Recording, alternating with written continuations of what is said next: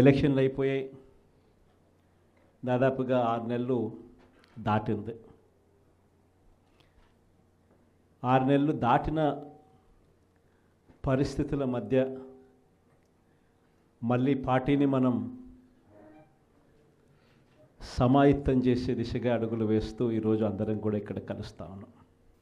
ప్రజలందరూ కూడా ఈరోజు నిలదీసే పరిస్థితిలోకి ప్రజలంతా వస్తూ ఉన్నారు. ఏమైనా 15,000 అని చెప్పి చిన్నపిల్లలు అడుగుతూ ఉన్నారు. ఏమైనా 18,000 అని చెప్పి వాళ్ళ అమ్మలు అడుగుతూ ఉన్నారు. ఏమైనా 48,000 అని చెప్పి ఆ అమ్మమ్మలు అడుగుతూ ఉన్నారు. ఏమైంది 36,000 అని చెప్పి చిన్నపిల్లలు ఉద్యోగం కోసం ఎదుగుతూ ఉన్న పిల్లలు అడుగుతూ ఉన్నారు. ఏమైంది 20,000 అని చెప్పి రైతన్నలు అడుగుతూ ఉన్నారు. వీళ్ళకి ఎవ్వరికీ కూడా చంద్రబాబు నాయుడు అనే వ్యక్తి వాళ్ళ పార్టీకి సంబంధించిన క్యాడర్ సమాధానం చెప్పలేని పరిస్థితిలో వాళ్ళ పార్టీ వాళ్ళ పెద్దలు అందరూ కూడా ఏం చేస్తూ ఉన్నారు? Diversion politics. ప్రతిరోజు ప్రతి నెల ఒక టాపిక్ తీసుకొస్తారు. ఏదో ఒక టాపిక్ తీసుకొచ్చి గోబల్స్ ప్రచారంలో భాగంగా ప్రతి ఒక్కడు దాన్ని అందుకుంటారు. ఓసారి తిరుపతి లడ్డు అంటారు, ఇంకొకసారి జూన్లో ఋషికొండ భవనాలు అన్నారు, జూలైలో శ్వేతపత్రాలు మదనపల్లి ఫైల్స్ అన్నారు, ఆగస్టులో ముంబై నటి నా పేరేం పేరు కాదాంబరి అన్నాడు, సెప్టెంబర్లో ప్రకాశం బ్యారేజీని బోట్లతో ఢీకొట్టి గేట్లను పడగొట్టాలని చెప్పి మనం ప్లాన్ చేసినామని అంటాడు. అక్టోబర్లో సరే ఇంకా ఎట్టాగ మీరు అంతా చూశారు, నా కుటుంబాన్ని తీసుకొచ్చినాడు. నవంబర్కి వచ్చేసరికి బడ్జెట్పై దృష్టి మళ్లించడానికి 14 లక్షల కోట్ల అప్పులు అని చెప్పి, డిసెంబర్లోకి వచ్చేసరికి ఇప్పుడు కొత్తగా మీరు అంతా మనం చూస్తూ ఉన్నాం రేషన్ బియ్యం అంటానండి. ఇప్పుడు కొత్తగా కనిపిస్తూ ఉందా రేషన్ బియ్యం అని చెప్పి. ఇప్పుడు నాకు నిజంగా ఆశ్చర్యం అనిపిస్తుంది ఆ రేషన్ బియ్యం కథలీలు చెప్తా ఉన్నప్పుడు. ప్రభుత్వంలో ఎవరున్నారు అని, ప్రభుత్వంలో మనం ఉన్నామా ప్రభుత్వంలో వాళ్ళు ఉన్నారా అని నాకు అర్థం కాల. 7 నెలలు అయిపోయింది, దాదాపుగా 6.5 నెల అయిపోయింది వాళ్ళ ప్రభుత్వం వచ్చి. 6.5 నెల 7 నెలలు అవుతూ ఉంది వాళ్ళ ప్రభుత్వం వచ్చింది. ఎమ్మెల్యేలు వాళ్ళు, మంత్రులు వాళ్ళు, కలెక్టర్లు వాళ్ళు, జాయింట్ కలెక్టర్లు వాళ్ళు, పోలీసులు వాళ్ళు, ఎంఆర్ఓలు వాళ్ళ అధికారులే, చెక్ పోస్టులు వాళ్ళవి, అన్నీ వాళ్ళవే. ఎన్ని దాటుకొని మళ్ళీ పోర్టుకు వచ్చింతే పోర్టులో కస్టమ్స్ అధికారులు,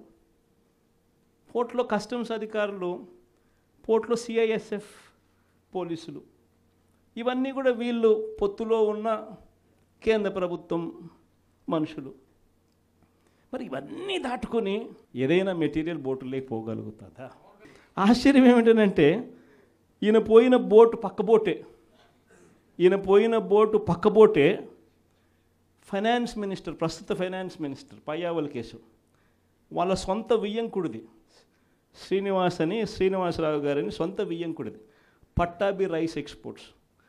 ఆయన ఎక్స్పోర్ట్ చేస్తాడు పక్కన, అదే పోర్ట్లోనే పక్కన. అడిగిపోడు దీంట్లోకి వచ్చి మాట్లాడతాడు.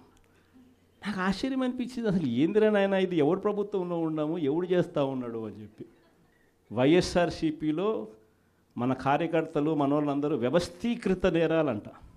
అసలు వ్యవస్థీకృత నేరాలు చేస్తూ ఉండేది ఎవరు? చేస్తూ ఉండేది వాళ్ళు, చేసింది వాళ్ళు, మన మీద ఏళ్ళెత్తి చూపిస్తూ ఉండరు. నిజంగా ఇవన్నీ చూసినప్పుడే అసలు ఎందుకు జరుగుతూ ఉన్నాయి ఇవన్నీ అని చెప్పి చూస్తే, రైస్ ఎక్స్పోర్ట్స్లో ఆంధ్ర రాష్ట్రం, ధాన్యం ఎక్స్పోర్ట్, బియ్యం ఎక్స్పోర్ట్స్లో ఆంధ్ర రాష్ట్రం నెంబర్ 1గా ఇప్పుడు నుంచి కాదు, దశాబ్దాలుగా మనమే నెంబర్ 1. తెలంగాణ నుంచి బియ్యం మన దగ్గరికే వస్తుంది, ఆంధ్ర నుంచి రైతులు పండించిన బియ్యాన్ని ఇక్కడి నుంచి ఎక్స్పోర్ట్ చేస్తారు. అదే తప్పేం కాదు, ఎప్పటి నుంచో దశాబ్దాలుగా జరుగుతూ ఉంది. ఆంధ్రాలో రైస్ ఎక్స్పోర్ట్స్ నెంబర్ 1.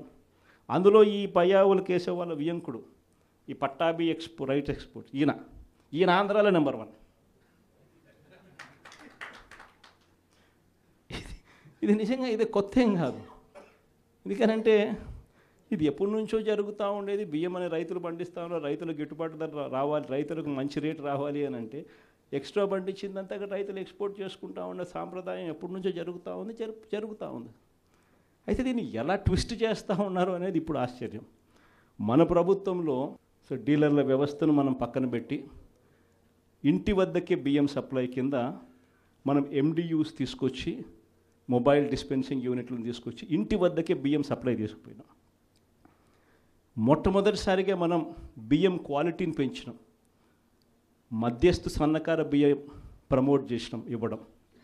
స్వర్ణ బియ్యం వీని తీసుకొచ్చి సాటెక్స్ చేసి 800 కోట్ల సంవత్సరానికి అదనపుగా ఖర్చు పెట్టి బియ్యంలో నూకల శాతం తగ్గించి సాటెక్స్ చేసి ప్రజలకు మంచి బియ్యం, తినగలిగిన బియ్యం ఇస్తే వాళ్ళు ఎదురు అమ్ముకునే పరిస్థితి ఉండదు అని చెప్పి దానికి ఫుల్ స్టాప్ పెట్టే కార్యక్రమం చేసింది ఎప్పుడైనా జరిగిందని అంటే అది ఒక్క వైఎస్ఆర్సీపీ ప్రభుత్వ హయాంలోనే జరిగింది. ఈరోజు వీళ్ళు ఏం చేస్తూ ఉంటారు? ఈరోజు ఒక పద్ధతి ప్రకారం ఫస్ట్ ఇంటి వద్దకే బియ్యం ఆపేసినారు.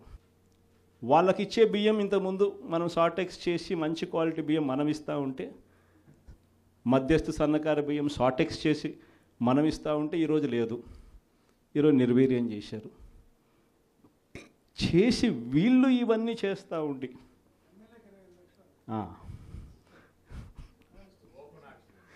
చేసి వీళ్ళు ఇవన్నీ చేస్తూ ఉండి వీళ్ళ తప్పిదాల వల్ల ప్రజలకు నాసిరకం బియ్యం సప్లై కావడం వల్ల, ప్రజలకు సరిగ్గా బియ్యం సప్లై చేయకపోవడం వల్ల ఇది రివర్స్. ప్రజల దగ్గర నుంచి ఈ డీలర్లు కొనుక్కోవడం, ఈ డీలర్ల దగ్గర నుంచి ఎమ్మెల్యేలు తీసుకోవడం, ఎమ్మెల్యేల దగ్గర నుంచి ఎక్స్పోర్ట్స్. ఇది జరుగుతూ ఉండదు. ఇప్పుడు తప్పు వీళ్ళు చేస్తూ ఉండి ఇంకొకరి మీద ఏళ్ళెత్తి చూపిస్తారు. మన హయాంలో దళారీ వ్యవస్థను పూర్తిగా తీసేసి ప్రతి రైతుకు కనీస మద్దతు ధర ఖచ్చితంగా వచ్చేట్టుగా ఆర్బీకేలే వాళ్లకు పేమెంట్ స్లిప్స్ ఇచ్చేట్టుగా మన ప్రభుత్వంలో జరిగితే, రైతుకు ఏ మిల్లుకు తాను పోవాలి అనేది పూర్తిగా పక్కన పెట్టేసి పలాని మిల్లుకే మీరు పోవాలి అనేది తీసేసి రైతుకు మిల్లర్కు సంబంధం లేకుండా చేసిన పాలన మంది. ఆర్బీకే దగ్గరనే మీకు ఎంత రేటు వస్తుంది అని చెప్పి అక్కడే స్లిప్స్ ఇచ్చే కార్యక్రమం జరిగింది, మన హయాంలో జరిగింది. ఈరోజు ఏం జరుగుతూ ఉంది?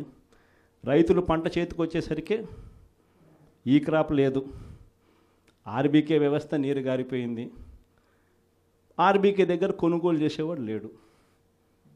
సో రైతులు గత్యంతరం లేక మిల్లర్ల దగ్గరికి పోవడం, మిల్లర్లు 300 రూపాయలు 400 రూపాయలు తక్కువ రేటు కొనుగోలు చేయడం, ఇది ఇప్పుడు జరుగుతూ ఉంది.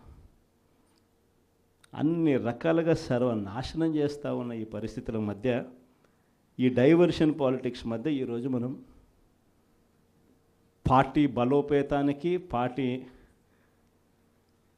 బలోపేతంతో పాటు ప్రజల తరపున మనం నిలబడడానికి ఏ రకమైన ఉద్యమం చేయాలి, ఎలా ఉద్యమాలు చేయాలి అని చెప్పి ఆలోచన చేయడానికి మనం అంతా కూడా ఈరోజు సన్నద్ధమైనాం.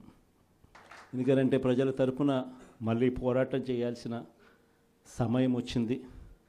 ప్రజల తరపున ప్రజలకు దగ్గర కావాల్సిన సమయం వచ్చింది.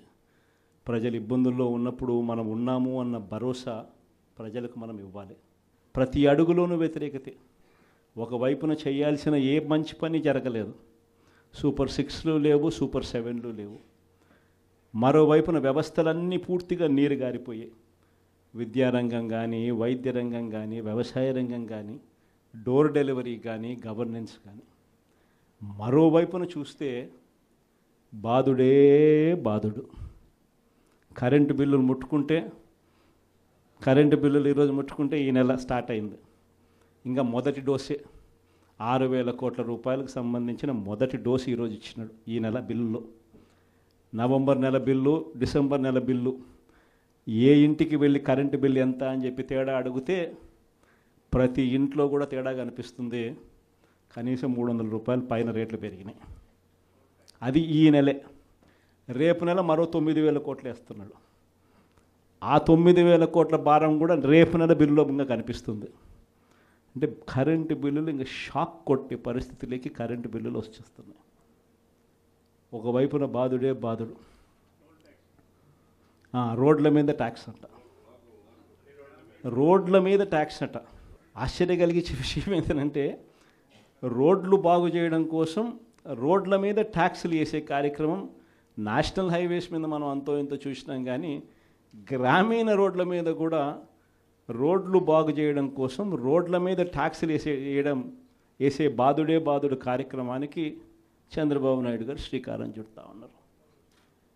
ఆశ్చర్యం నిజంగా ఏమిటంటే ఆయన హయాంలో మన హయాంలో రెండు తేడా చూస్తే రోడ్ల మీద మనం ఖర్చు పెట్టింది 43,000 కోట్ల చిల్లర అయితే ఆయన హయాంలో ఖర్చు పెట్టింది 27,000 కోట్ల చిల్లర మాత్రమే. అక్కడ కూడా మనమే ఇన్ని సంక్షేమ పథకాలు చేస్తూ కూడా అక్కడ కూడా మనమే ఎక్కువ ఖర్చు పెట్టాం. ఈరోజు చంద్రబాబు నాయుడు గారి హయాంలో సంపద సృష్టి అని అంటే దాని అర్థం బాదుడే బాదుడు. ఇది చంద్రబాబు నాయుడు హయాంలో డెఫినిషన్ సంపద సృష్టికి సంబంధించి.